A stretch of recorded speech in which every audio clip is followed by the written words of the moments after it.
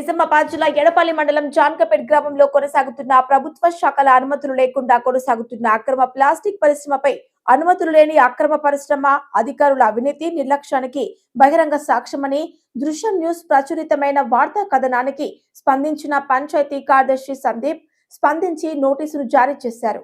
నిజామాబాద్ జిల్లా ఎడపల్లి మండలం జాన్కపేట్ గ్రామంలో ప్రభుత్వ శాఖల అనుమతులు లేకుండా కొనసాగుతున్న అక్రమ ప్లాస్టిక్ పరిశ్రమపై అధికారులు చర్యలకు దిగారు.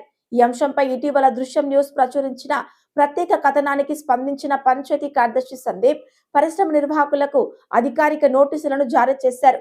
గ్రామ ప్రధాన రహదారి పక్కనే నివాస ప్రాంతానికి అతి సమీపంలో గత ఏడాది కాలంగా ఈ ప్లాస్టిక్ వ్యర్థాల ప్రాసెసింగ్ పరిశ్రమ నిర్విరామంగా కొనసాగుతోంది. వివిధ ప్రాంతాల నుంచి భారీగా ప్లాస్టిక్ వ్యర్థాలను తరలించి చిన్న తునకలుగా చేసి ఆటోమొబైల్స్, టెక్స్టైల్, ఎలక్ట్రానిక్స్ పరిశ్రమకు సరఫరా చేస్తున్నట్లు సమాచారం.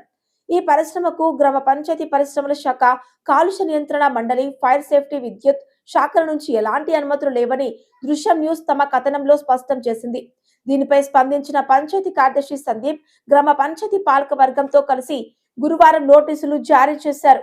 3 రోజుల్లోపు అన్ని చట్టబద్ధమైన అనుమతులు సమర్పించాలని, లేని పక్షంలో పరిశ్రమను మూసివేసి కఠిన చర్యలు తీసుకుంటామని హెచ్చరించారు. పరిశ్రమ కారణంగా వాయు కాలుష్యం, దుర్వాసన, నీటి కాలుష్యం పెరిగి గ్రామ ప్రజల ఆరోగ్యానికి ముప్పు ఏర్పడనుందని సందీప్ తెలిపారు. ఈరోజు జాన్కంపేట్ గ్రామ శివారులోని అలీసాగర్ పోయే రోడ్డు మూలమలుపు వద్ద ప్లాస్టిక్ వ్యర్థాలతో ఒక పరిశ్రమ నడపబడుతున్నది. దీనికి ఎటువంటి అనుమతులు లేవని మాకు సమాచారం జరగడం వలన మన గ్రామ పంచాయతీ సమావేశంలో కూడా నిర్ణయించుకొని ఇటువంటి అన్యాక్రాంతమైన వాటికి కూడా నోటీసులు ఇచ్చి సమాచారం సేకరించగా కోరగా ఈరోజు నేను మా జీపీ సిబ్బందితోటి నాకు అందుబాటులో ఉన్న మా పాలకవర్గ సభ్యులతో వచ్చి ఈ ప్లాస్టిక్ పరిశ్రమకు వ్రాతపూర్వకంగా నోటీసు ఇవ్వడం జరిగింది.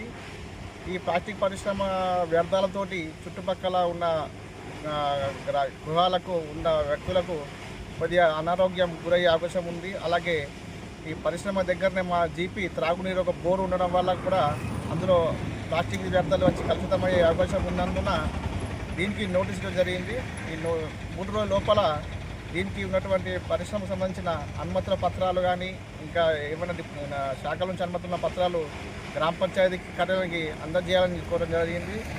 ఈ పై అధికారుల నుంచి కూడా మాకు సమాచారం రాగా దీనికి నోటీసులు జరిగింది.